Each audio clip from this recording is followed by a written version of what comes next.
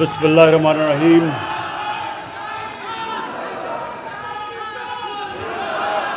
इय्याक नअबुदु व इय्याक नस्तईन। शुक्रिया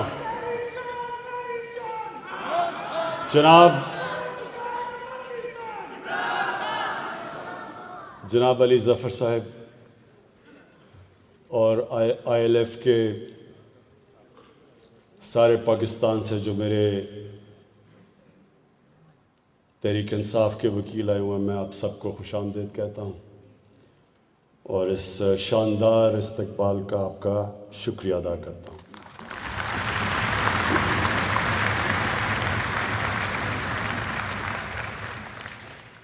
मुझे अली ज़फ़र की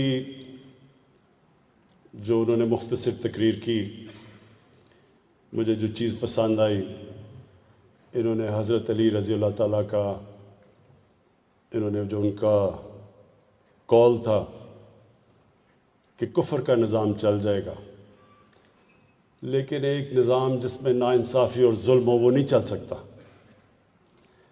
ये उससे पहले जो अहमद अवैस ने बात की कि मदीना की रियासत ये क्या थी, कि मैंने जान के इलेक्शन से पहले मदीना की रियासत की बात नहीं की, क्योंकि मैं ये नहीं चाहता था कोई ये समझे कि मैं उसको इस्तेमाल कर रहा हूं वोट लेने के लिए।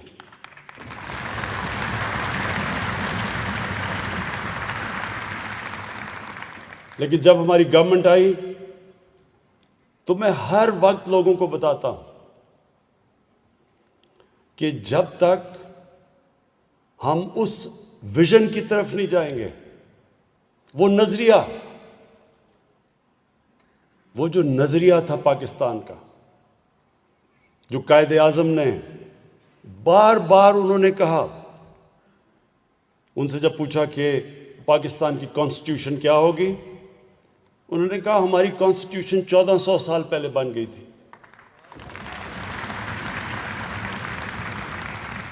और इलामा इकबाल को जितना आप पढ़ें तो वो एक ही चीज़ कहते थे। इलामा इकबाल ये कहते थे कि जो मुसलमान माशरा था वो जब भी उठा है तो वो उन उसूलों की तरफ गया जो मदीना की रियासत के असूल थे। तो ILF, आप वो लोग हैं जिनके ऊपर बहुत बड़ी जिम्मेदारी है, क्योंकि जो मदीना की रियासत का जो बेसिस था वो कानून की बालादस्ती थी। यानी कोई इंसान कानून के ऊपर नहीं था। जब नबी सल्लल्लाहु अलैहि वसल्लम से पूछा किसी ने कि जी वो कुरैश की खातून है, उसने चोरी की तो उसको माफ कर दें, तो उन्होंने तब कहा कि मेरी बेटी भी अगर चोरी करे उसको भी सजा मिलेगी। कोई कानून से ऊपर नहीं था।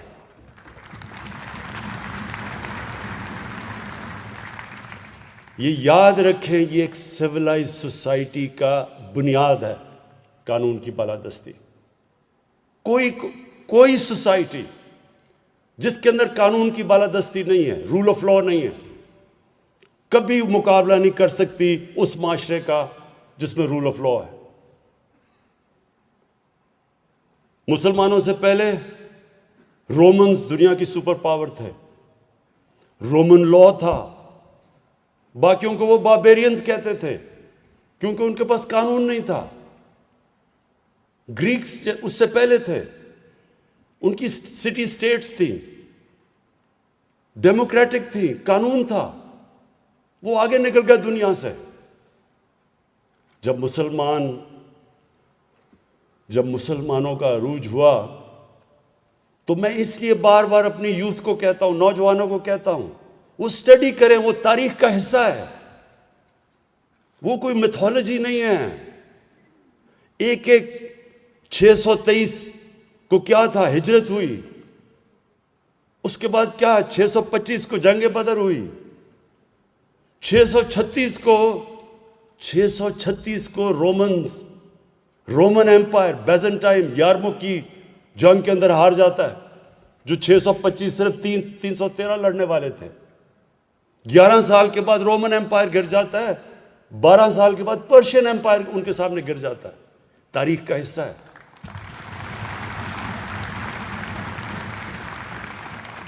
तो क्या वो कदम उठाए हमारे नबी सल्लल्लाहु अलैहि वसल्लम ने, जिससे ये इतना बड़ा दुनिया की तारीख का इनकलाब आया। ये हमें स्टडी करना चाहिए।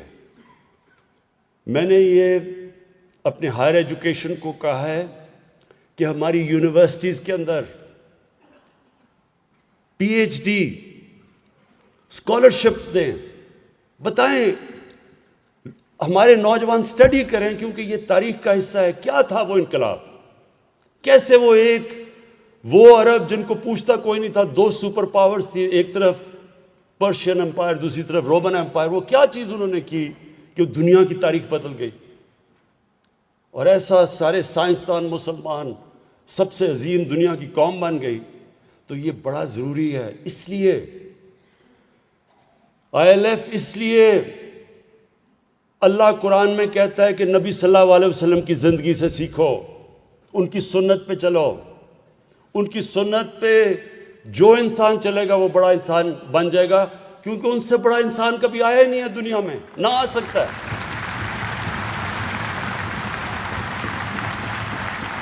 और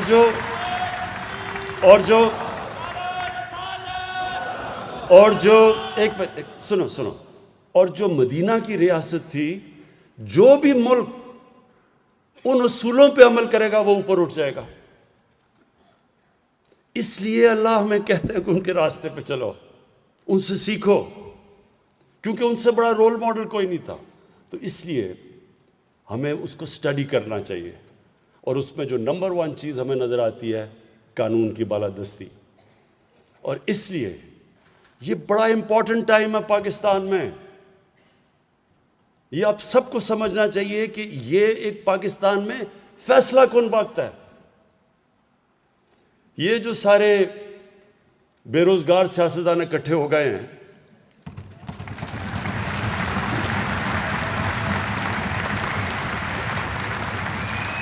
इसका एक मिनट सुनो, इसका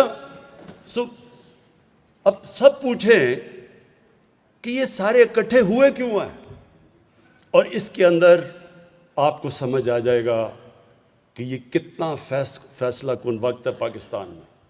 ये सारे इकट्ठे इसलिए हुए हैं कि कानून की बालादस्ती नहीं मानते। ये कह रहे हैं असल में कि हम कानून से ऊपर हैं, हम जवाबदेह नहीं हैं। हम चोरी करें, हम डाके मारें, हमें कोई हाथ ना लगाए। हम अगर कोई हाथ लगाएगा तो जनाब ये इंतकामी कार्रवाई होगी, अदालत फैसला करेगी। पूरा 2 साल के बाद, JIT के बाद अदालत फैसला करती है, तो वो अगला कहता है मुझे क्यों निकाला, मानता ही नहीं है। पाकिस्तान का सुप्रीम कोर्ट के वो फैसले नहीं मानता। उसके बाद उनके सारा जो फैमिली है वो कोई मानती नहीं है। तो वो क्यों नहीं मानते?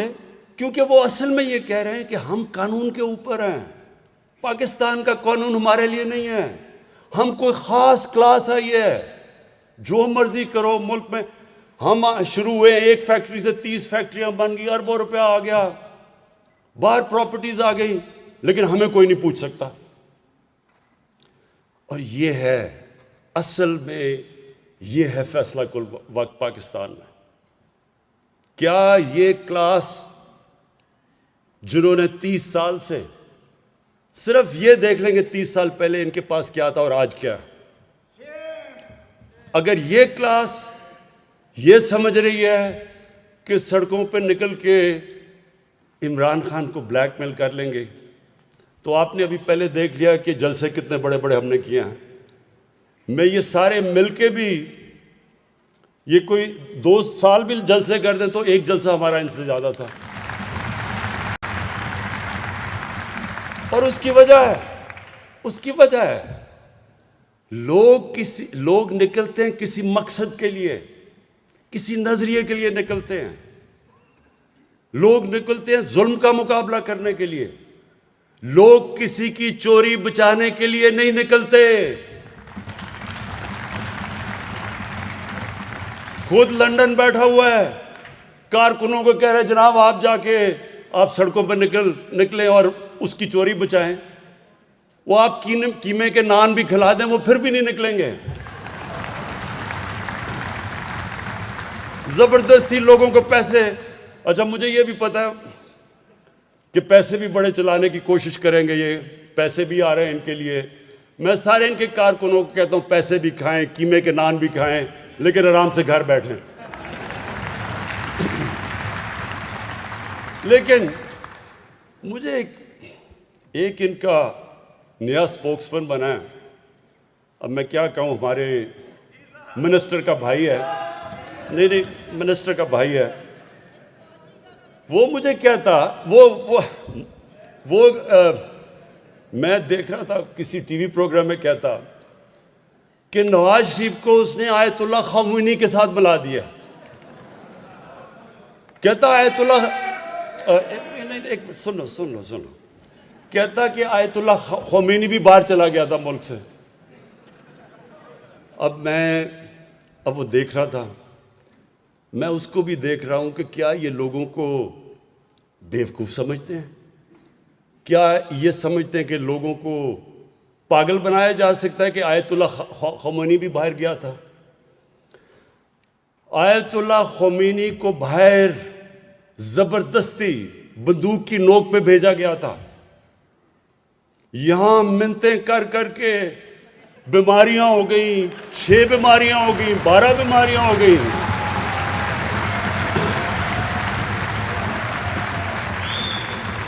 मुझे याद, अब हमारी कैबिनेट की मीटिंग हो रही है, सुने जरा, अभी सुनो कैबिनेट की मीटिंग हो रही है, इधर सुने। अब जनाब कैबिनेट की मीटिंग हो रही है, हमें एक अदालत ने कह दिया कि जी अगर नवाज शरीफ को कुछ हो गया तो गवर्नमेंट जिम्मेदार है। अब हम अदालत की भी रिस्पेक्ट करते हैं। कैबिनेट की मीटिंग हो रही है, 6 घंटे मीटिंग चल रही है, डॉक्टर्स बैठे हैं कि जी ये भी बीमारी होगी, उसको ये भी बीमारी होगी, उसको ये भी बीमारी। अब हम सारे बैठे परेशान सुन रहे हैं कि इतनी बीमारियां एक आदमी को हो सकती हैं। जब वो उसकी सारी बीमारियां बताई तो मैं देख रहा था वो कैबिनेट मीटिंग में शिरीन मजारी, हमारी ह्यूमन राइट्स की जो मिनिस्टर हैं, उसकी आंखों में आंसू आ गए।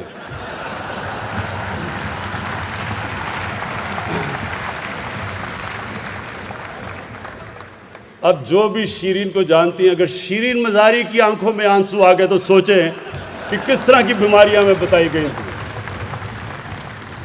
हमें खौफ आ गया कि ये वो जहाज की सीढ़ियों पे भी चढ़ सकेगा या नहीं।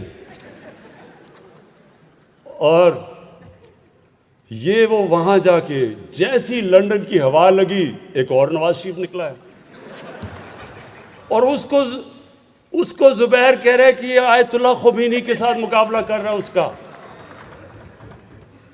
आयतुल्लाह खामोनी से ईरान की पब्लिक प्यार करती थी। आयतुल्लाह खामोनी उसके लिए हेलीकॉप्टर से लाहौर से निहारियां नहीं आया करती थी, वो थोड़ा सा दही और रोटी पे गुजारा करता था। वो जब आयतुल्लाह खामोनी इस दुनिया से गया तो वो छोटा सा उसका घर था। वही सरकार मदीना की ट्रेडिशंस पे, उनकी सुन्नत पे चल रहा था। उन्होंने भी मस्जिद नबी में रहे। जब मुसलमानों की फौजें सारे अरब पे छा गई, उन्होंने महल्लात नहीं बनाए। आयतुल्लाह खामोनी की लंदन में अरबों रुपए की उसके और उसके बच्चों की जायदादें नहीं थी। उसकी बेटी के पैनामा पेपर्स के ऊपर 4 बड़े बड़े महंगे लंदन के फ्लैट्स उसके बेटी के नाम नहीं आ गए। उसको मुकाबला करना किधर आयतुल्लाह खामोनी और किधर हमारा निहारी खाने वाला।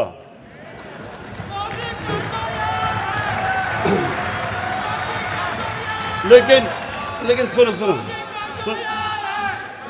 लेकिन फिर जरा सुन ले। मैंने जब इसके साथ वो जो सारे अभी बेरोजगारों की मैं लाइन देख रहा था, तो उनको, और जब इनके भी सारे लोगों को देखता हूँ तो मैं सोचता हूँ कि क्या उनको कोई शर्म नहीं आती कि उनके लीडर ने इतना मुल्क का पैसा चोरी करके बाहर ले गया? कोई शर्म नहीं आती आपको कि पहले लोग गुर्बत कितनी है हमारे मुल्क में? एक 3 दफ़ा प्राइम मिनिस्टर, 1 से 30 फैक्ट्रियां, लंदन में हर बच्चे के अरबों रुपए के घर, हेलमेट, कोई यानी कोई उनको नहीं कि आज तक एक ऑथेंटिक डॉक्यूमेंट नहीं बता सका कि ये अरबों रुपए की प्रॉपर्टीज कैसे आई, ये मनी ट्रेल किधर है, पैसा बाहर कैसे गया। अगर मैं एक क्रिकेटर होके एक फ्लैट लेता हूं 34-35 साल पहले और 40 साल पुराने कॉन्ट्रैक्ट दिखा सकता हूं अदालत को, जब मुझे जरूरत नहीं थी, मैं तो कोई पब्लिक ऑफिस होल्डर नहीं था, मैं तो कोई वजीर नहीं था, मैं तो कोई वजीर आला नहीं था, मैं तो क्रिकेट खेलता था, इंटरनेशनल क्रिकेटर था। उसके बावजूद अदालत के अंदर मैंने जो उन्होंने मेरे से डॉक्यूमेंट्स मांगी, 40 साल पुराने कॉन्ट्रैक्ट्स दिखाए उनको। तो जो 3 दफा मुल्क का प्राइम मिनिस्टर एक डॉक्यूमेंट ना दिखा सके, तो इनके जो लोग हैं सारे, क्या उनको कोई शर्म नहीं आती कि गरीब मुल्क से पैसा लेके बाहर ले गया? मैंने सोचा कि कोई इतना, या तो बहुत ही बड़ा कोई डफर होगा जो समझे कि वाकई ये ईमानदार है, लेकिन फिर चंद दिन पहले मैंने देखा कि इनका एक सीनियर ओहदेदार सुबह के 3 बजे किसी खातून के घर तंजीम साजी करने चला गया।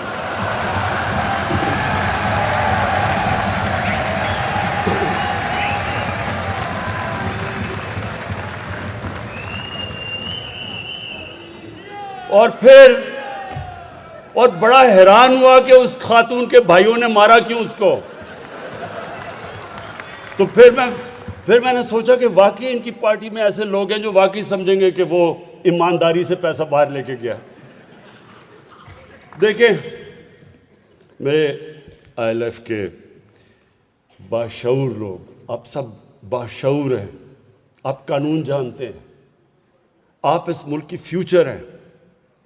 ये मुल्क, ये अल्लाह की एक नेमत है हमारे लिए।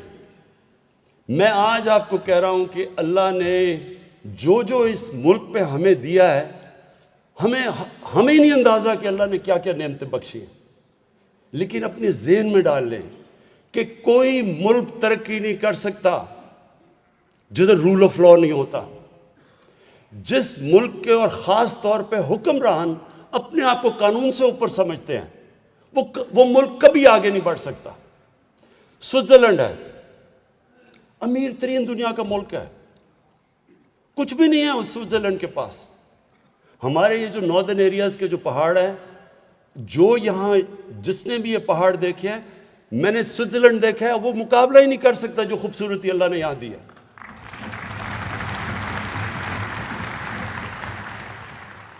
जो ज़रख़े ज़मीन दी है, जो हमारी वैरायटी दी है, यानी अल्लाह ने क्या चीज़ नहीं दी इस मुल्क को। लेकिन ये जहन में डाल लें कि कभी भी कोई मुल्क, जब उसके हुक्मरान अपने आप को कानून से ऊपर समझते हैं और जब वो करप्शन पे लग जाते हैं, कोई मुल्क तरक्की नहीं करता। दुनिया में वसाइल में अमीर तरीन मुल्क हैं, हमारे से भी ज़्यादा वसाइल है, लेकिन हमारे से ज़्यादा गुर्बत है, क्योंकि वहाँ भी ऐसे लोग बैठे हुए हैं हुक्मरान जो मुल्क का पैसा चोरी करके बाहर ले जाते हैं। आज ये आपको समझना है कि दुनिया से हो क्या रहा है। हम अकेले नहीं हैं जो पाकिस्तान में, जिधर हमारी रिसोर्सेज चोरी करके बाहर जा रही हैं। दुनिया में गरीब, ये अभी रिपोर्ट आई है कि दुनिया में जो गरीब मुल्क हैं उनसे हर साल 1000 अरब डॉलर चोरी होके जाता है। मगरबी ममालिक में, लंदन में, बड़े बड़े फ्लैट्स में, ऑफशोर अकाउंट्स में हर साल 1000 अरब डॉलर गरीब मुल्कों से अमीर मुल्कों पे जा रहा है। इसलिए तो आप देख रहे हैं किश्तियों में लोग कोशिश कर रहे हैं यूरोप जाने के लिए, मर रहे हैं, डूब रहे हैं इमिग्रेंट्स जो हैं, क्योंकि वो जाना चाहते हैं उधर, क्योंकि उनके मुल्क खोखले कर देते हैं। यही जो एलीट है ये चोरी करके मुल्कों को खोखला कर देती है। पैसा जब यहां से बाहर चला जाए तो नौकरियां तो बाहर मिलेंगी, या स्कूलों में और अस्पतालों में पैसा कैसे खर्च होगा जब जो भी सरबराह वो अपना चेकअप भी मुल्क से बाहर करवाए हॉस्पिटल में, तो यहाँ हॉस्पिटल कैसे ठीक होंगे? पैसा तो बाहर जाके खर्च कर रहा है। तो ये बड़ा इंपॉर्टेंट है आपके लिए समझना। ये जो इस वक्त जंग हो रही है ये फैसला कौन जंग है? ये एस्टेब्लिश करेगी कि सारे लोगों के ऊपर कानून जितना मर्जी ताकतवर हो, कानून के वो नीचे है, और वो जितनी मर्जी ये ब्लैकमेल करें। ये मैं आज आपको बता दूं कि जिस दिन जो भी जब मुशर्रफ ने किया था, वो प्रेशर में आके वकला मूवमेंट चली थी जिसमें हमने सबने शिरकत की, मकसद तो उसका कुछ और था। हम तो आज़ाद अदलिया चाह रहे थे और शुक्र है आज पाकिस्तान की अदलिया आज़ाद है।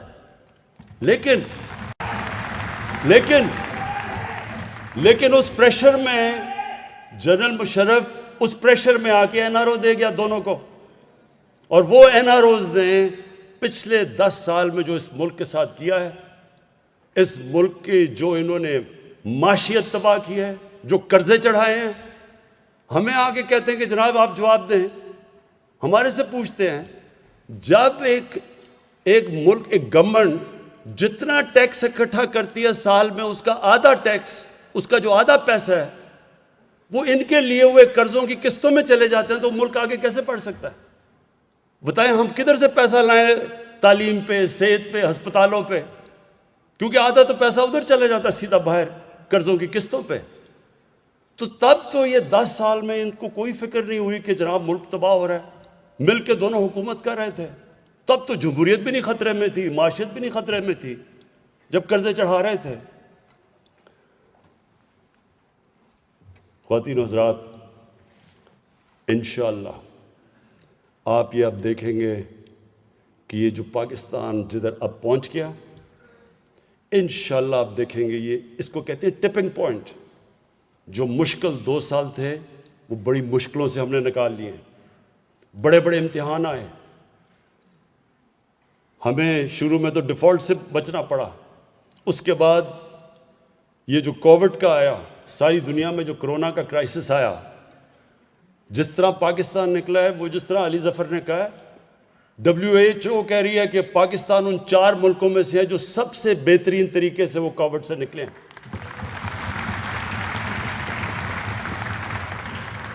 उधर से निकले तो फिर ये जो डाकुओं की कोलिशन है, इन्होंने कोशिश की हमें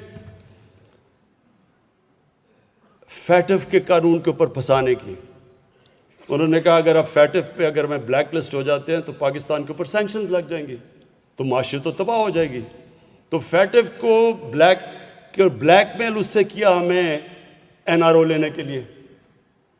एनआरओ कहते जी अच्छा मुनाफिकत देखें, हम कोई एनआरओ नहीं मांग रहे। वो जो इन्होंने हमें जो कहा जी हम फैटिफ में तब आपके साथ चलेंगे अगर 34 शिकें नैब के कानून की 38 में से 34 शिकों को चेंज करो, तब हम फैटिफ के ऊपर वोट देंगे, मतलब नैब को ख़त्म कर दो। उस पर कोशिश की, ब्लैकमेल की। जब उधर से निकले तो अब ये घबरा गए। घबराए इसलिए हैं कि पाकिस्तान इस वक्त ऊपर जा रहा है। इस महीने आप हैरान होंगे साहब कि सारी दुनिया में इस वक्त मुश्किल हालात है। पाकिस्तान में जो सीमेंट की सेल हुई है पिछले महीने, वो पाकिस्तान की तारीख में सबसे ज़्यादा हुई है। जो पिछले महीने मोटरसाइकिलों की एक मिनट जो मोटरसाइकिल की सेल हुई है पाकिस्तान में, वो भी रिकॉर्ड सेल हुई है 1 महीने में। इसका मतलब कि मुल्क आगे निकल रहा है। इसका मतलब कि हम अब वो बुरे बुरहान से निकल रहे हैं। इसलिए भी इनको मुश्किल पड़ी हुई है कि जल्दी जल्दी से तब्दीली ले, गवर्नमेंट चेंज करो। देखें, और ये जो एक आखिर में मैं 2 पॉइंट्स कहना चाहता हूँ। इन्होंने ये जो बात की, जो पाकिस्तानी फ़ौज के ऊपर उन्होंने जो हमले किए हैं और जो ज़बान इस्तेमाल की है, मैं सिर्फ एक चीज कहना चाहता हूं कि अगर कोई भी एक इस वक्त अगर हिंदुस्तान का एजेंडा कोई भी लेके फिर रहा है तो वो ये लेके फिर रहे हैं। पूरा पाकिस्तानी फौज के जो ये ज़ुबान इस्तेमाल कर रहे हैं, ये वही एजेंडा है जो फैटफ का एजेंडा है, जो हिंदुस्तान पूरी कोशिश कर रहा है पाकिस्तान को ब्लैकलिस्ट करने में। ये वही एजेंडा है कि अगर पाकिस्तानी फौज कमज़ोर होती है तो आप खुद ही देख लें मुसलमान दुनिया में इस वक्त क्या हो रहा है। लिबिया से लें, सीरिया में चले जाएं, इराक में जो क्या हुआ, अफगानिस्तान में क्या हुआ, सोमालिया में क्या हो रहा है, यमन में क्या हो रहा है, सारी मुसलमान दुनिया में आग लगी हुई। जिस तरह अली ज़फ़र ने कहा हमें फ़ख्र करना चाहिए अपनी फ़ौज को कि इतना बड़ा जो दहशतगर्दी की या जंग चली, आज हम महफूज हैं। उनकी कुर्बानियों की वजह से हम महफूज हैं। और ये पाकिस्तानी फ़ौज के ऊपर ये जो उंगलियां उठा रहे हैं, मैं इनसे सवाल पूछता हूं कि मुझे क्यों नहीं कोई प्रॉब्लम, मुझे कोई पाकिस्तानी फ़ौज से क्यों प्रॉब्लम नहीं है? मुझे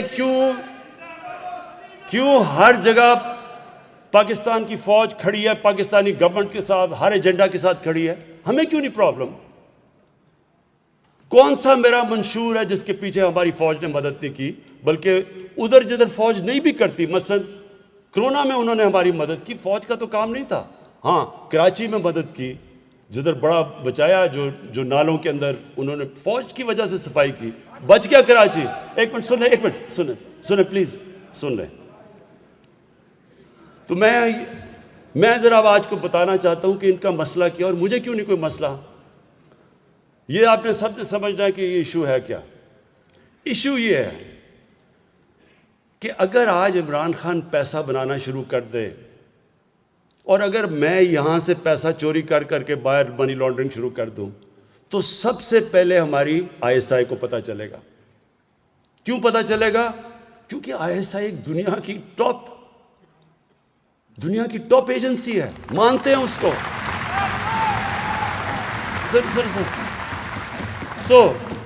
ये ज़रा समझने की कोशिश करें आप। मुझे इसलिए नहीं प्रॉब्लम क्योंकि ISI को पता है कि इमरान खान कैसी ज़िंदगी गुजार रहा है। इनको क्यों प्रॉब्लम है? क्योंकि बाकी सारे इदारों को तो ये कंट्रोल करके बैठ जाते हैं।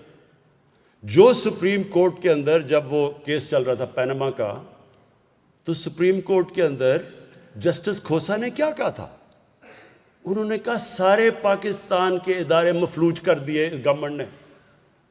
कोई भी पाकिस्तान का इदारा इंडिपेंडेंट फंक्शन नहीं कर रहा, ना नैब कर रही है, ना SCCP कर रही है, ना FBR कर रही है। कोई भी इदारा ये गवर्नमेंट को चेक नहीं कर रहा। जिनका काम चेक और बैलेंस करना है वो सारे इदारे कंट्रोल कर लेते हैं। एक इदारा रह जाता है, उनको पता है कि पाकिस्तान ISI को सारी इनकी चोरी का पता है। अब उसको कंट्रोल करने की कोशिश होती है और उधर लड़ाई होती है। इसलिए तो नवाज शरीफ की हर आर्मी चीफ से लड़ाई हो जाती है, क्योंकि वो उसको पंजाब पुलिस बनाना चाहता है। और क्योंकि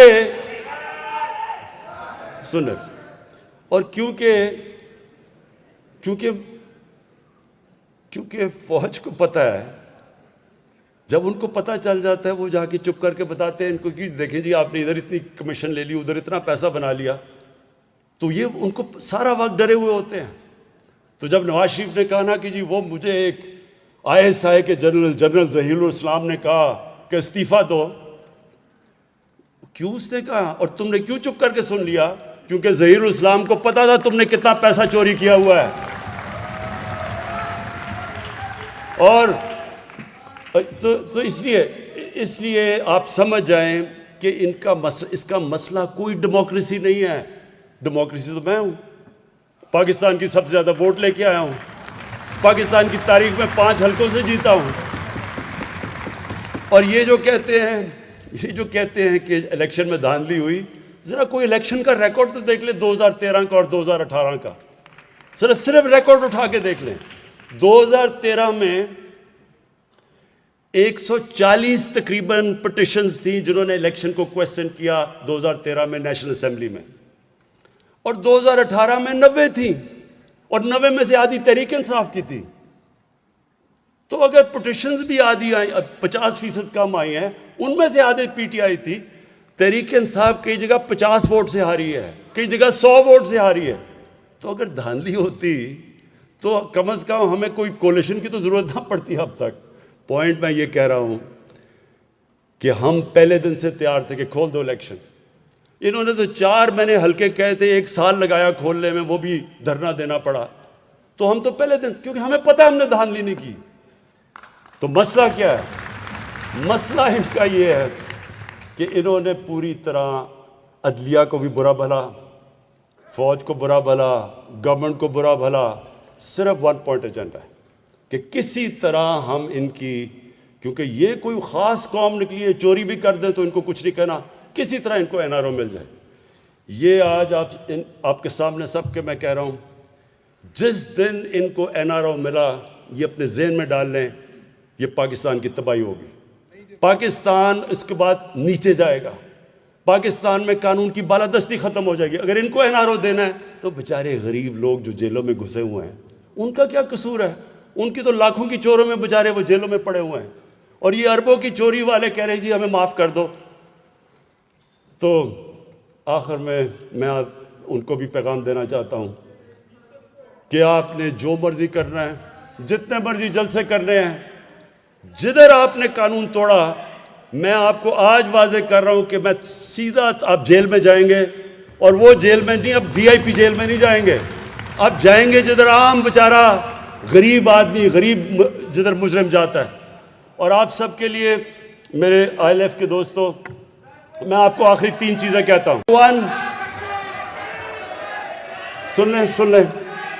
नंबर 1, इंशाअल्लाह सारे मैं वकीलों को हेल्थ कार्ड दिलवाऊंगा।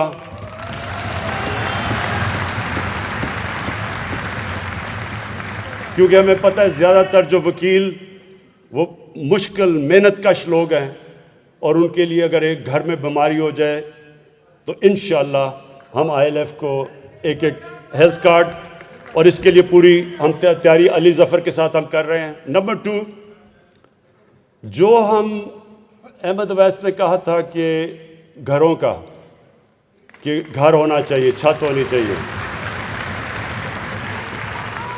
इसके लिए नया पाकिस्तान जो हम हाउसिंग बना रहे हैं, उसका मकसद क्या है? उसका मकसद ये है कि देखें, लोगों के पास कैश नहीं होता घर ख़रीदने के लिए। तो नए पाकिस्तान के अंदर हाउसिंग में हम पहली दफ़ा पाकिस्तान में बैंक फाइनेंस कर रहे हैं, और बैंक फाइनेंस ऐसे कर रहे हैं कि 5% इंटरेस्ट के ऊपर लंबी हम फाइनेंसिंग करेंगे, ताकि वो जो लोग तनख्वाहदार हों, वो या जिनके पास पैसा ना हो पूरा घर लेने के लिए, उनके लिए हम आसानी पैदा करें कि वो आसान किस्तों में अपना घर ले लें। तो इंशाअल्लाह उसमें भी आपके लिए, उसके लिए मदद करेंगे। और तीसरी चीज़ ये जो अभी बात की अहमद अवैस ने, ये सारी दुनिया में होता है। जो भी चीज़ें, जो मसलन कॉन्ट्रैक्ट साइन होते हैं, उस हर जगह पिटिशंस, उसके अंदर वकील होते हैं। वकीलों का इसलिए आपके लिए रोज़गार भी हो जाएगा, आपके लिए आमदनी भी हो जाएगी, और ये प्रैक्टिस सारी दुनिया में होती है। तो इंशाअल्लाह ये भी हम तीनों चीज़ें आपको कर देंगे। और ये आप सबके लिए आईएलएफ दूर दूर से आप आए हुए हैं, मैं आपका शुक्रिया अदा भी करता हूँ। मैं आपको भी अली ज़फ़र इस फंक्शन का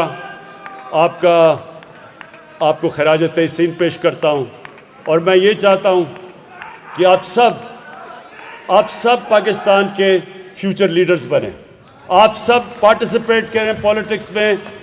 कायद-ए-आज़म मोहम्मद अली जिन्ना एक मेरा लीडर मैं मानता हूँ, और वो हैं कायद-ए-आज़म मोहम्मद अली जिन्ना, और वो एक बैरिस्टर थे बेहतरीन।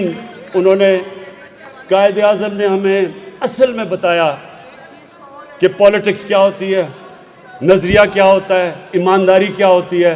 और मैं चाहता हूँ कि आप सब वकील उनकी मिसाल के ऊपर चलें। बहुत बहुत शुक्रिया।